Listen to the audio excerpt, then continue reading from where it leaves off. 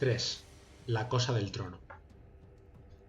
Aunque la sangre se le había helado en las venas y se le habían puesto los pelos de punta, el muchacho se dominó a sí mismo con todas sus fuerzas. Se dijo que sus temores eran infundados, y avanzó con paso firme a través de la cripta para examinar de cerca aquella cosa muerta desde hacía tanto tiempo. El trono era una roca cuadrada, negra y lisa, rústicamente tallada en forma de asiento sobre una especie de tarima de unos 30 centímetros de altura. El hombre desnudo había muerto sentado en el trono, o bien lo habían colocado en esa posición después de muerto. La ropa que tuviera puesta entonces se había hecho jirones hacía mucho tiempo. Las hebillas de bronce y los trozos de cuero de su arnés aún yacían a sus pies. Un collar de irregulares pepitas de oro colgaba de su cuello. Piedras preciosas sin tallar brillaban en los anillos de oro que lucían en sus manos, que parecían garras y todavía se aferraban a los brazos del trono. Un casco de bronce, ahora cubierto con una capa de moho verde y ceroso, coronaba la parte superior de aquella cosa espantosa, reseca y marrón que había sido su rostro. Con nervios de acero, Conan se obligó a sí mismo a mirar aquella cara carcomida por el tiempo. Los ojos se habían hundido, dejando 2 agujeros negros. La piel casi había desaparecido de sus labios resecos, por donde asomaban unos dientes amarillentos, esbozando una sonrisa macabra. ¿Quién había sido? ¿Qué era esta cosa muerta? ¿Un guerrero de la antigüedad? ¿Algún jefe temido en vida y aún entronizado después de muerto? Imposible saberlo. Unas 100 razas habían poblado y dominado aquellas montañas fronterizas, desde que Atlantis se hundió bajo las aguas de color esmeralda del océano occidental, hacía 8000 años.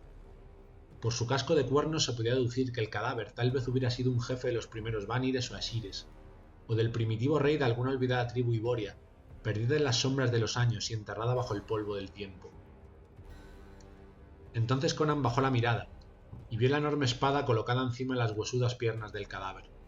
Era un arma aterradora, un sable con una hoja de más de 1 metro de largo, hecha de hierro azulado y no de cobre ni de bronce, como era de esperar por su antigüedad. Quizá fuera una de las primeras armas de hierro que empuñó el hombre. Las leyendas del pueblo de Conan hablaban de la época en que los hombres combatían con rudimentarias armas de bronce, cuando aún no se conocía el hierro. Seguramente esta espada había visto muchas batallas en el remoto pasado, ya que su ancha hoja, aunque afilada, tenía muescas en varios lugares en los que, con fragor metálico, se había enfrentado otras espadas y hachas en medio de la confusión de la lucha. Manchada por el tiempo y llena de rumbre, todavía era un arma terrible. El joven sintió que su pulso se aceleraba. La sangre de Conan, que había nacido para ser guerrera, hirvió en sus venas. ¡Crom! ¡Qué espada! Con un arma como aquella podía enfrentarse ventajosamente a los hambrientos lobos que estaban al acecho dando vueltas y gruñendo en el exterior.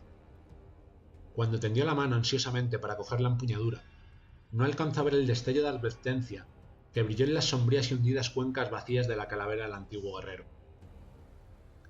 Conan levantó la espada. Era pesada como el plomo. Se trataba de una espada muy antigua.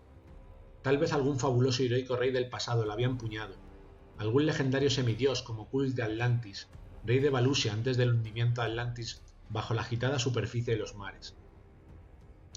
El muchacho blandió la espada, sintiendo que su espíritu se henchía de poder y su corazón latía más deprisa por el orgullo de poseer aquella arma extraordinaria. ¡Dioses, qué espada! Con semejante armada había destino al que no pudiera aspirar un guerrero. Con una espada como aquella, hasta un joven bárbaro semidesnudo de las rudas tierras de Simedia podría abrirse camino por todo el mundo y vadear los ríos de sangre hasta ponerse a la altura de los más importantes reyes de la tierra. De espaldas al trono de piedra, Conan movía de un lado a otro la hoja cerada y cortaba el aire con la espada, experimentando la sensación que producía la antigua empuñadura contra la palma de su mano. La afilada espada silbaba en el aire denso de humareda, y la hoja del sable reflejaba los haces de luz de las llamas sobre las toscas paredes de piedra de la cueva, como pequeños meteoros dorados. Con aquella poderosa espada en la mano, no solo podría enfrentarse a los lobos hambrientos que aullaban fuera, sino también a una nutrida tropa de guerreros. El muchacho respiró hondo ensanchando el pecho, y lanzó el salvaje grito de guerra de su tribu. Los ecos del grito resonaron estruendosamente en las paredes de la cueva, agitando las antiguas sombras y sacudiendo el polvo del tiempo.